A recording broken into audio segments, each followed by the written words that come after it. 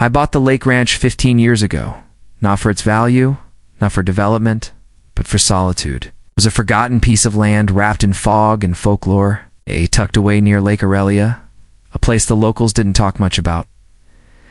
They respected it, avoided it, and that was what drew me. Silence, stillness. In the towering canopy of trees that looked as if they had been standing since before men learned to name things. This wasn't just land, it felt like a living cathedral. With branches like arches and sunlight leaking through leaves like stained glass, I didn't want to build. I wanted to listen. The deal I made came with strict limitations, a state documentation that marked the region as a protected zone, a reserve forest with limited human intervention allowed. I agreed wholeheartedly. I signed the documents. That bound me as steward, not owner.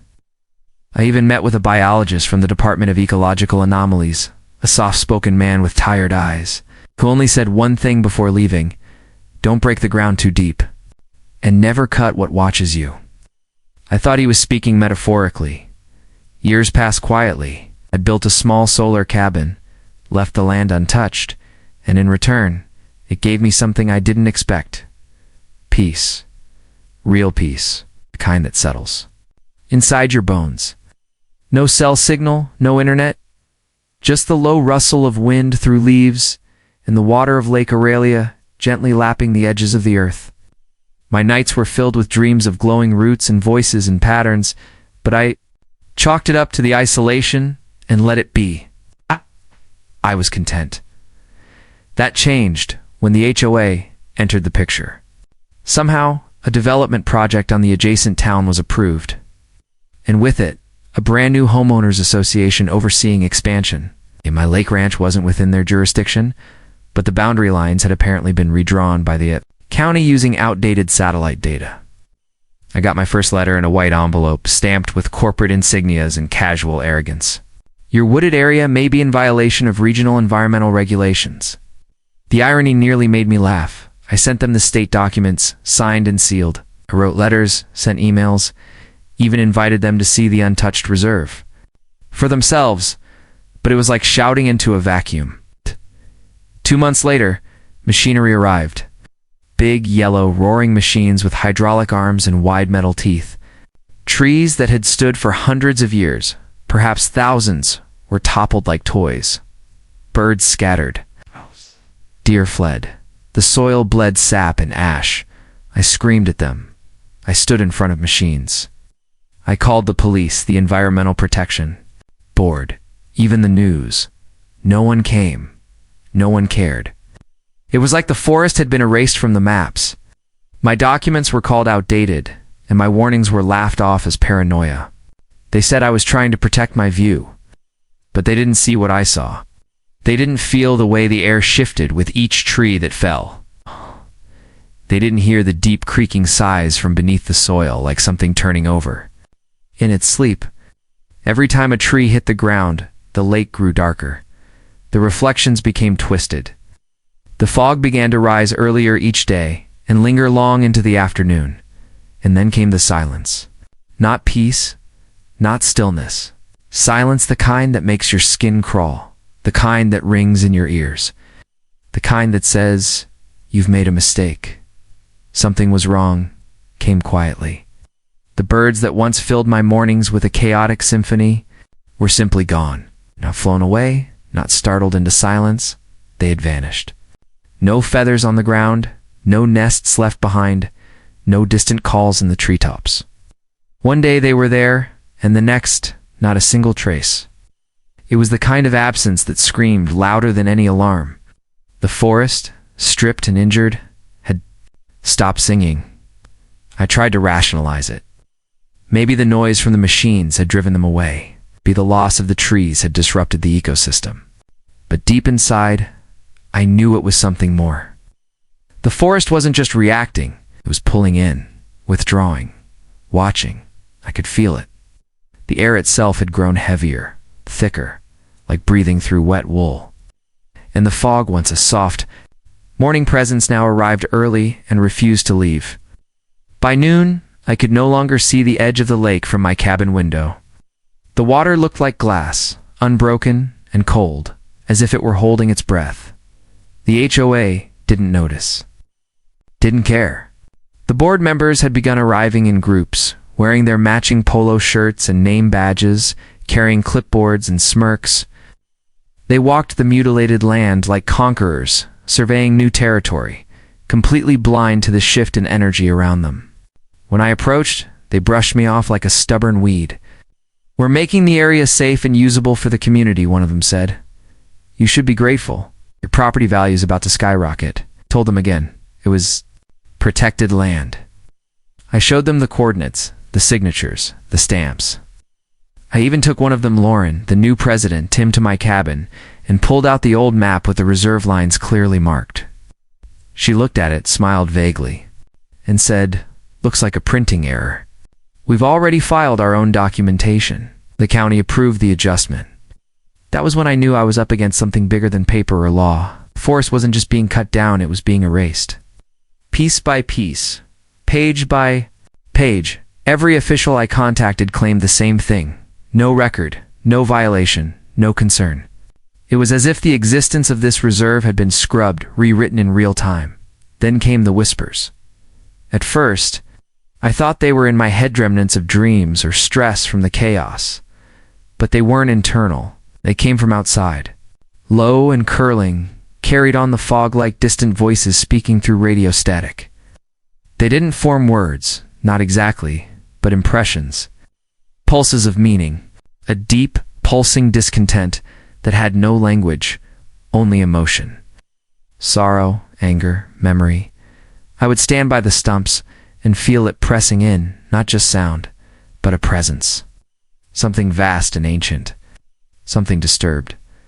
One night, I saw a faint glow coming from the lake, soft green, like light passing through algae, pulsing in time with the whispers.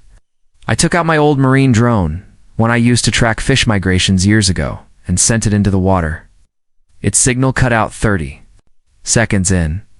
When I retrieved it the next morning, the casing was melted, not with heat but warped, biologically, as if the lake had digested it. The HOA continued as if none of it mattered. Their crews moved deeper into the land, leveling trees by the dozen, even as the machines started malfunctioning. One excavator froze in place, its systems completely. Dead despite full power, another burst into flames without explanation. Still they pushed forward, stubborn in their ignorance. They didn't realize they weren't the ones in control anymore. Something had awakened, and it was learning, watching, reacting. They called her disappearance a tragic accident. Lauren, the HOA president, last seen walking along the lake's edge just before sunset.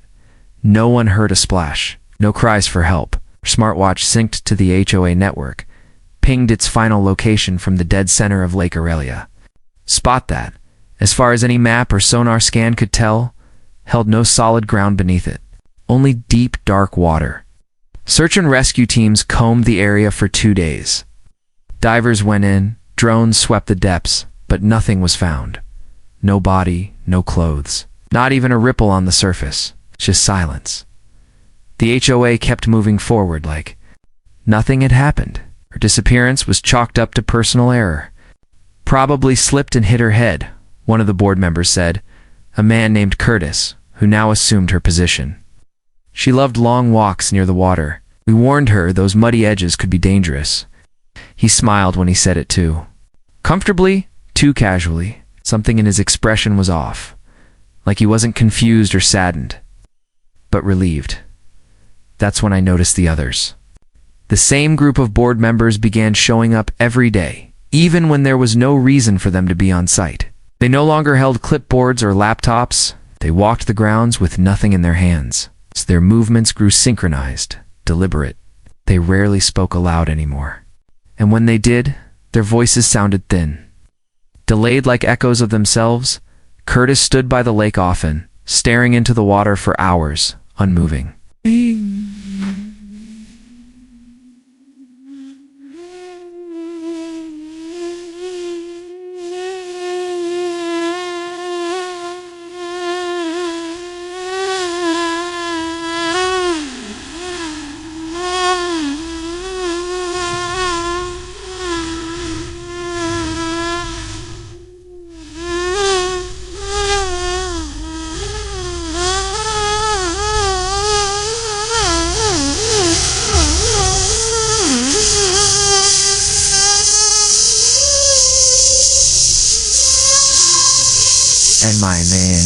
for something beneath the bark. He stayed like that for nearly 10 minutes, eyes wide open, mouth slightly parted. Then he simply stood and walked away. Whatever they had done to the forest, it had begun doing something to them. I started sleeping in short bursts. The dreams I used to experience, the warm, almost comforting visions of glowing roots and tree, spirits had turned into something else. Now, I saw long, winding corridors made of bark and bone. I saw people, board members, standing inside massive trees, encased in their trunks, eyes glowing faint green. I awoke with splinters in my palms, dirt under my nails. As if I'd been crawling through the forest all night, I started placing trail cams around the lake. At first, they caught nothing unusual. But 3 days in, one of them captured something that froze me cold. A frame, just one single frame, showed Lauren. Not drowned, not bloated, not lost. She was standing upright in the middle of the lake. Waist deep in water, eyes shut, mouth open as if she were singing. Her skin glowed faintly, the same green as the lake's pulse. The next frame, nothing but water. I sent the footage to every local official I could think of. 10:24. Hours, all my emails bounced back. The hosting account was locked, my cloud storage.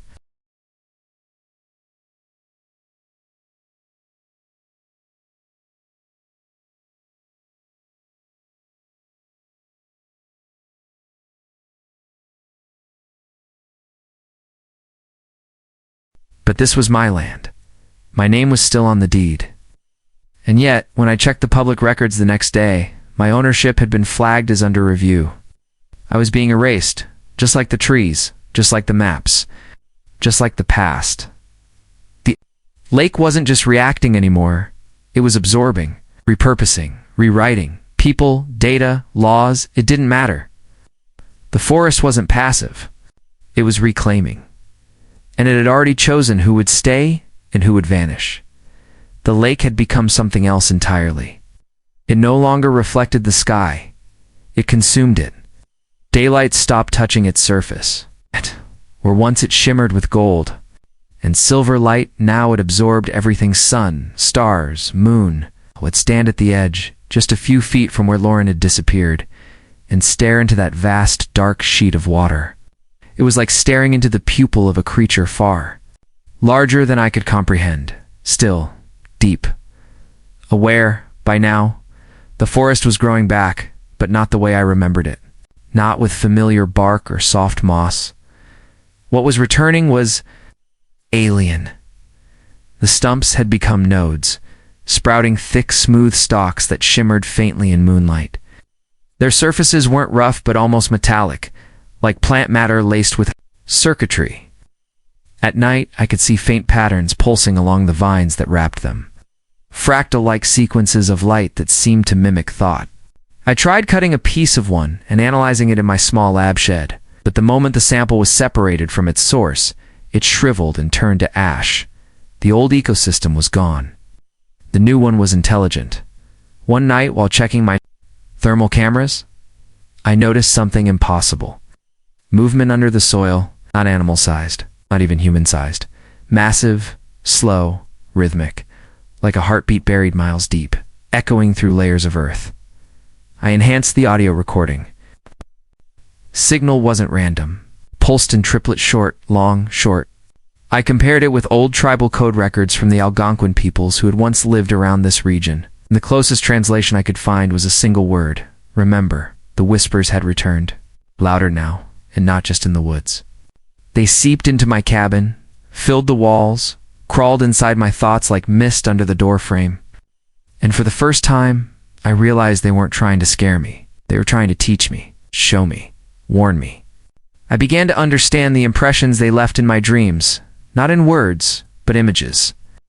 An ancient intelligence buried for millennia, a network of roots and water, carbon and thought. A mind that had grown beneath the earth long before human. Language, long before borders and deeds. The forest had been its surface, its interface with the world, and we had severed it. The HOA board continued their appearances, though they no longer even tried to maintain the illusion of authority. Curtis stopped speaking entirely, simply watched, always standing near one of the new growths, eyes glazed, his skin growing noticeably paler with each passing day. I saw one of the other members, Diane, step barefoot into the lake and remain there for over an hour, perfectly still, her head tilted slightly upward like she was listening to some underwater sermon. When she emerged, her hands were stained dark green. She said nothing, just walked past me, smiling. I tried leaving. I packed my truck, loaded my files, hard drives, gear, everything. But the roads weren't the same. GPS led me in loops. Landmarks I'd known for years were either gone or replaced by things that shouldn't have existed. Massive plants with soft glowing petals, trees that breathed mist, rocks that hummed at low frequencies. I drove for hours and ended up right back at the lake. That was when it truly hit me. This wasn't a forest reclaiming land. It was a system reprogramming reality, rebalancing it. Every tree cut, every root severed, had triggered a reset protocol. The HOA hadn't just trespassed, they had activated something. And now, the lake ranch wasn't part of Earth anymore. It was part of it. It was no longer possible to deny what was happening. The change was accelerating. I could feel it in the air, thicker now, laced with spores that shimmered under UV light. I could taste it in the water, once pure and crisp, now heavy, metallic, tinged with something ancient, something cellular. The forest wasn't just growing back, it was mutating.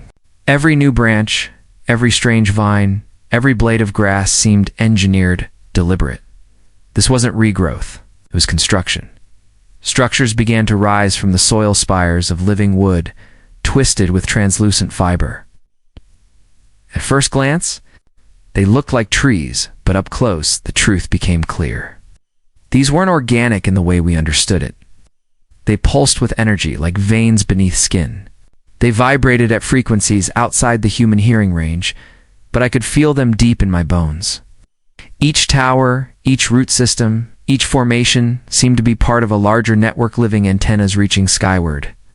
Waiting for a signal, I began to see patterns in everything. The layout of the trees mimicked neural pathways. The branching of the vines mirrored synaptic webs. The fog no longer moved. Randomly it formed shapes, symmetrical flows, like breathing thought. It became obvious. The forest had never just been alive. It had been aware, dormant perhaps, quiet, watching humanity from the shadows. But now that its connection had been severed by chainsaws and greed, it had reactivated. Not in anger, in defense. In necessity, the forest was rebuilding its mind. Curtis and the remaining HOA board were no longer human, not in the way I understood humanity. Their eyes glowed faintly in the dark, not bright or dramatic, but just enough to reflect light unnaturally. They moved differently, fluid, precise, purposeful. When they spoke, it was in unison, perfectly synchronized, like a single voice with many mouths. I saw them enter one of the new living towers and vanish inside it, their bodies absorbed into the bark-like membrane. Hours later, they emerged, changed further, paler, quieter. Their veins now carried a soft bioluminescence, tracing lines beneath their skin like roots of their own. The strangest part, the land was no longer rejecting them. It welcomed them. The ground shifted where they walked, vines parted, mist cleared. They had become conduits, vessels, and I was the last anomaly. The final human who remembered the lake before it turned. I spent days inside my cabin documenting everything. I scribbled notes by hand, used analog recorders, old Polaroid cameras, anything that wouldn't be corrupted by the electromagnetic pulses now interfering with every digital device. Satellites no longer passed overhead. My compass spun without direction.